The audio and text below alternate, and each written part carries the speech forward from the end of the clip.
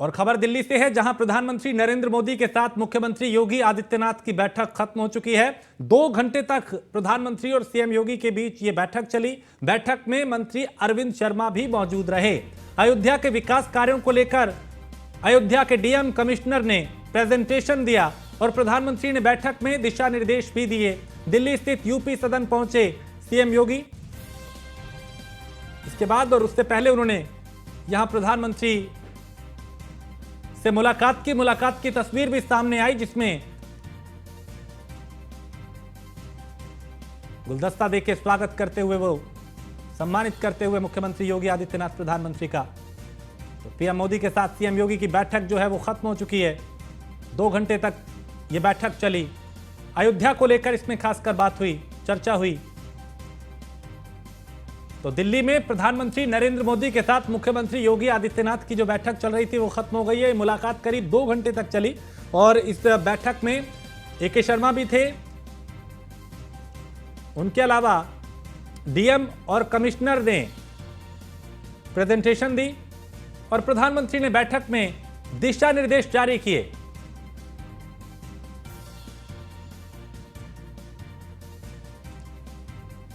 तो बैठक में मंत्री अरविंद शर्मा भी मौजूद रहे। बैठक की मुलाकात की तस्वीर, जहां दोनों चेहरे मुस्कुराते हुए, एक तरफ मुख्यमंत्री योगी आदित्यनाथ और दूसरी तरफ देश के प्रधानमंत्री नरेंद्र मोदी।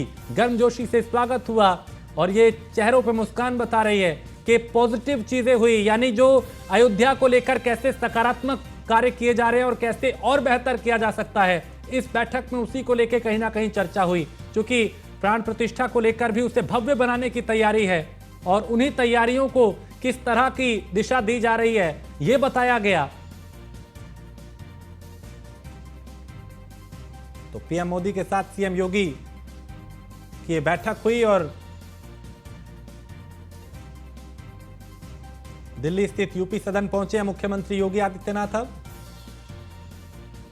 इससे पहले प्रधानमंत्री आवास पे मुलाकात हुई और 2 घंटे तक यहां पे बैठक चली। उनके साथ मंत्री ए.के. शर्मा भी थे, उनके साथ अयोध्या के जिलाधिकारी और कमिश्नर भी उनके साथ थे।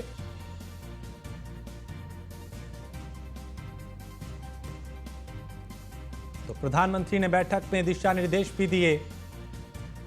अयोध्या को लेकर प्रेजेंटेशन जिलाधिकारी और कमिश्नर ने दी और बताया गया कि अयोध्या कैसे बदल रही है, कैसे संवर रही है, कैसे वहां पे, क्योंकि मंदिर का, भव्य मंदिर का जो निर्माण है वो तो हो ही रहा है, लेकिन पूरे अयोध्या का कायाकल्प किया जा रहा है, उसे संवारा जा रहा है, उसे सजाया जा रहा है। तो मंत्री अरविंद शर्मा भी मौजूद रहे। अयोध्या के विकास कार्यों को लेकर अयोध्या के डीएम और कमिश्नर ने यहां प्रेजेंटेशन दी।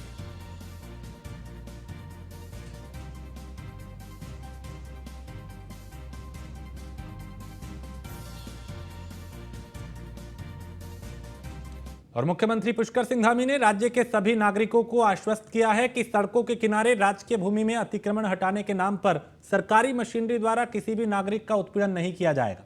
किसी के भी वैध निर्माण में किसी भी तरह की तोड़फोड़ नहीं की जाएगी। मुख्यमंत्री ने निर्देश दिए कि जिलाधिकारी यह सुनिश्चित करेंगे कि किसी भी विभाग द्वारा किसी भी नागरिक का उत्पीड़न ना हो, जब तक यह सुनिश्चित नहीं हो जाता कि किया गया निर्माण राजकीय भूमि में है और अवैध निर्माण को हटाया जाना आवश्यक है, तब तक कोई तोड़फोड़ नहीं की जाएगी।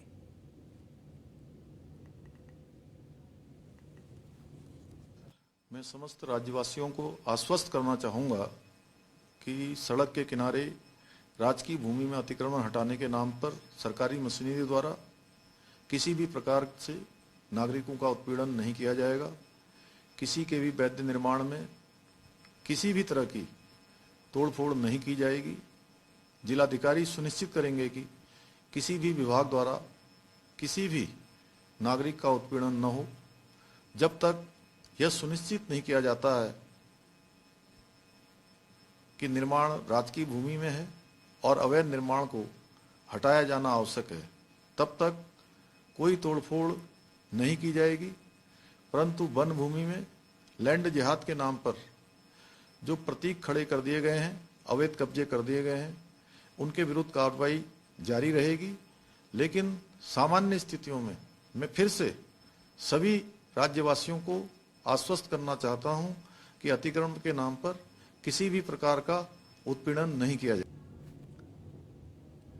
और उत्तर प्रदेश के देवरिया, वाराणसी, प्रयागराज और चंदौली में एनआईए ने छापेमारी की। कहा जा रहा है कि नक्सल गतिविधियों से संबंधित जुड़े एक मामले की जांच को लेकर यह कार्रवाई की गई। ये 3 तस्वीरें आपके सामने, प्रयागराज, देवरिया और चंदौली की, जहां पे छापेमारी की गई।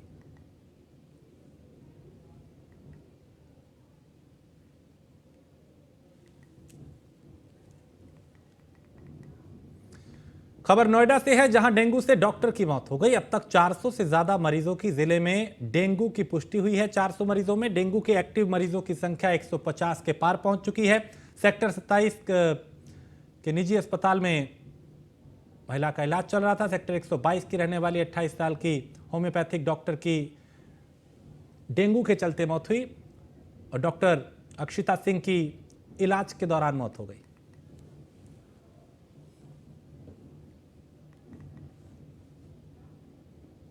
और हापुड़ में लाठीचार्ज के विरोध में आंदोलनकारी वकीलों ने डीजीपी और प्रमुख सचिव का पुतला फूंककर विरोध किया। पुतला फूंकने की खबर से कचहरी में सुरक्षा के लिए तैनात पुलिस में हड़कंप मच गया। हापुड़ में लाठीचार्ज को लेकर वकीलों की हड़ताल अब भी जारी है। साथ ही लाठीचार्ज करने वाले पुलिसकर्मियों के खिलाफ केस दर्ज करने की मांग की है।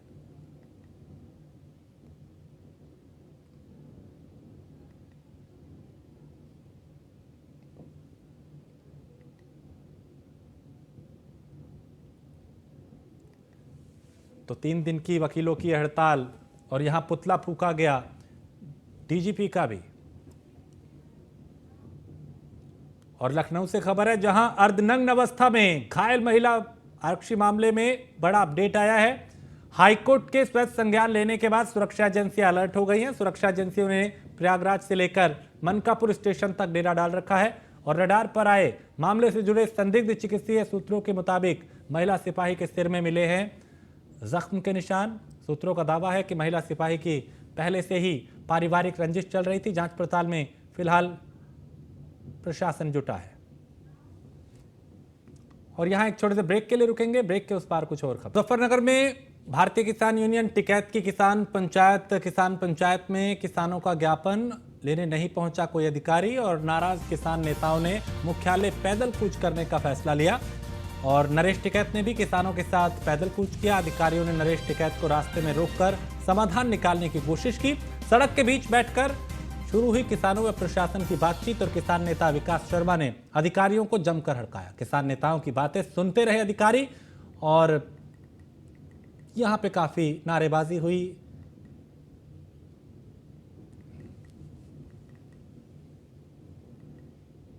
हमने तो सारे है जी, कोई सुनने को यहाँ तैयार है नहीं। किसानों की फसल बर्बाद होगी, उसके मुआवजे की बात है। एक मजाक, भद्दा मजाक करा जा रहा। हरियाणा में भी निर्णय लिया गया नहीं, इसलिए वहाँ चलेगा। मुजफ्फरनगर डीएम साहब के वहीं चलेगा। और दिल्ली के केरला हाउस में कर्म निर्णय पुस्तक विमोचन का कार्यक्रम आयोजित हुआ। ये किताब जीवन से जुड़ी घटनाओं पर आधारित है। कर्म निर्णय पुस्तक का विमोचन केरल के राज्यपाल आरिफ मोहम्मद खान ने किया। कर्म निर्णय पुस्तक के लेखक डॉक्टर दिनेश चंद्र सिंह ने किया और पुस्तक में राष्ट्रवाद, सांस्कृतिक विरासत, बाढ़ आपदा प्रबंधन, लोकतंत्र के सुदृढ़ीकरण और जन सामान्य के यथार्थ के धरातल पर किए गए काम की अनुभूति के बारे में जिक्र किया गया है। इस अवसर पे पुस्तक के लेखक डॉक्टर दिनेश चंद्र सिंह ने कहा कि पुस्तक में बाढ़ प्रभावित इलाकों के बारे में बहुत कुछ लिखा गया है। मुझे 2 दृष्टिकोण से ये किताब बहुत महत्वपूर्ण नजर आती है। पहला तो ये है कि बहैसियत एक प्रशासनिक अधिकारी के अपने कर्तव्यों का निर्वहन करते हुए जो भी अनुभव हुए और जो काम किए, उसका एक दस्तावेजी सबूत मौजूद रहेगा। तो वो ये इसको प्रशासनिक भाषा में इंस्टीट्यूशनल मेमोरी कहते हैं। जो आने वाले जो लोग बाद में उस ऑफिस में आएंगे, उनके लिए वो एक गाइड का काम करेगा। ये तो हो गया उसका एक दृष्टिकोण। लेकिन मुझे उससे भी और ज़्यादा महत्वपूर्ण दूसरा दृष्टिकोण लगता है कि ऐसे लगता है जैसे जो भी काम कर रहे थे उसके पीछे एक जो भारतीय संस्कृति में जो आध्यात्मिक पदेन रूप से लोकतंत्र में कार्य करने की जिम्मेदारी मिली। सबसे पहले मैं साधुवाद दूंगा जिनके आदेश पर मुझे कार्य करने का अवसर मिला, और ऐसे यथार्थपरक योजनाओं को जिनको यथार्थ के धरातल पर लाना था उनको लाने में मैंने प्रयास किया। यद्यपि उसमें कुछ त्रुटि हो सकती है, लेकिन मेरे मनोभाव से, मेरी अनुभूति से मैंने ये प्रयास किया कि मैं समाज के लिए कुछ कार्य कर सकूं। उसी के अनुभवों को इसमें साझा किया गया है। विशेष रूप से बाढ़ आपदा प्रबंधन, कृषकों का आंदोलन, कृषकों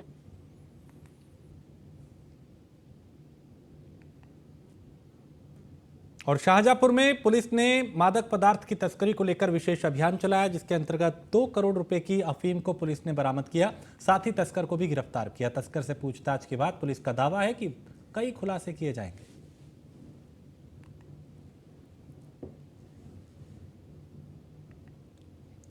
मेरठ के मुख्य चौराहे हापुड़ अड्डा का सौंदर्यीकरण विकास प्राधिकरण की तरफ से कराया गया था। प्राधिकरण द्वारा स्पोर्ट्स सिटी के बोर्ड के साथ ही चौराहे पर भाला फेंकते हुए एथलीट खिलाड़ी नीरज चोपड़ा का एक स्टैचू भी लगा रखा है। इसी के साथ क्रिकेट, बैडमिंटन, हॉकी, तीरंदाजी और एथलेटिक्स खिलाड़ियों के भी स्टैचू लगाए हैं। और हापुड़ अड्डे चौराहे पर सरकारी और गैर सरकारी संस्थाओं की बड़ी संख्या में कैमरे भी लगे हैं। सभी के बावजूद नीरज चोपड़ा की प्रतिमा में लगे भाले को अज्ञात आरोपी चोरी करके ले गए।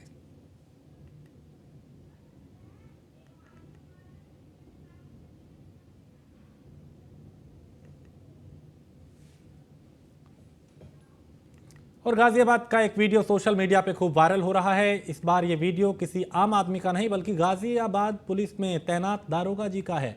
दारोगा जी की हरकत देखकर सहज अंदाजा लगाया जा सकता है कि किस प्रकार चंद पैसों के लालच में एक इंस्पेक्टर खाकी का सौदा कर रहा है। वीडियो में एक व्यक्ति की आवाज आ रही है जो इंस्पेक्टर से उनके इलाके में एक मसाज पार्लर के नाम पे सेक्स पार्लर खोलना चाहता है। इसके लिए वो इंस्पेक्टर से कहता है कि इसके लिए कितने रुपए लोगे। इसके बाद इंस्पेक्टर की आवाज़ सुनाई देती है और वो कहते हैं 20,000 रुपये लेंगे।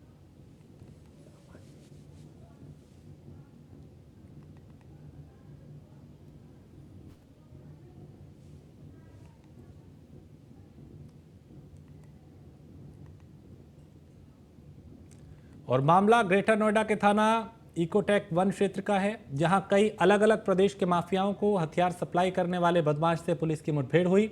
और बदमाश ने 2017 में कास्टना पेट्रोल पंप से लाइसेंसी बंदूक लूटी थी। वहीं पुलिस की कार्रवाई में घायल बदमाश के पास से कई हथियार बरामद हुए हैं। और कानपुर के बिकरू गैंगस्टर मामले में कोर्ट ने 30 में से 23 आरोपियों को दोष सिद्ध किया है।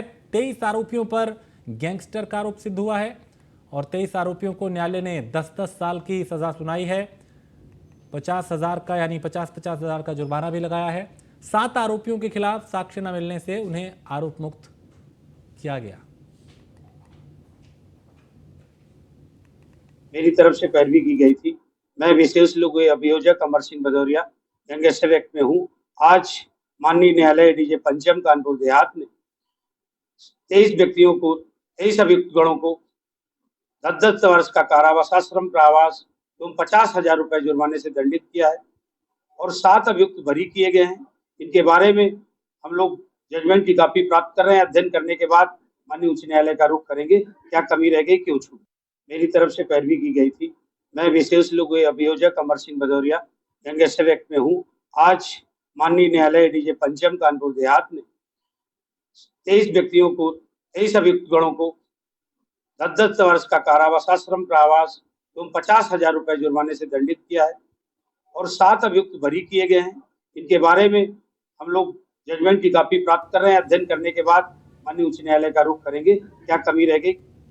और युवा चेतना के राष्ट्रीय संयोजक रोहित कुमार सिंह वृंदावन पहुंचे। उन्होंने कहा कि भारत माता की जैसे घमंडिया गठबंधन के नेताओं को पेट में दर्द हो रहा है। उन्होंने आगे कहा कि महामहिम राष्ट्रपति के G20 संबोधित भोज के निमंत्रण पत्र पे प्रेसिडेंट ऑफ भारत लिखा होने से कांग्रेस समेत सभी विपक्षी पार्टियों को पीड़ा हो रही है। देश के प्रधानमंत्री नरेंद्र मोदी जब भी भारत माता के वैभव को बढ़ाने का प्रयास करते हैं तो विपक्ष घबराने लगता है।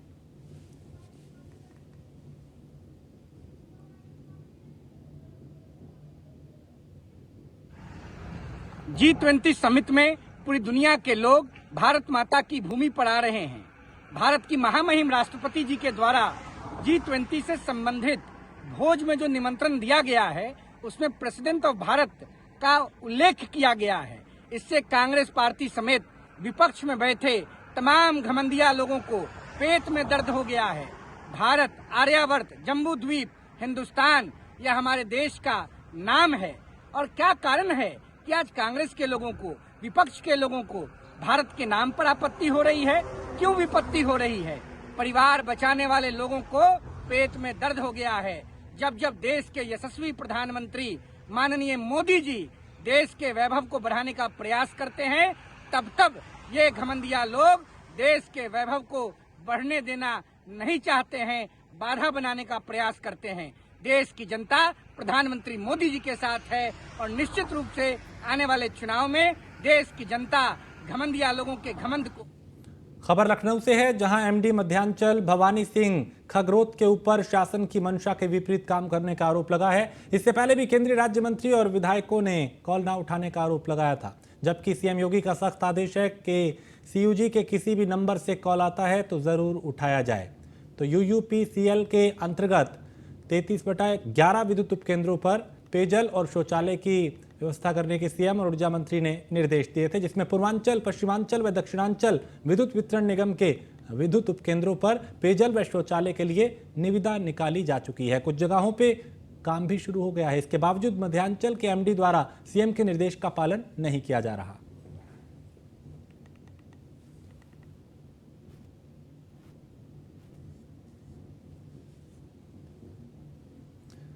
और यहां एक ब्रेक के लिए रुकेंगे। ब्रेक के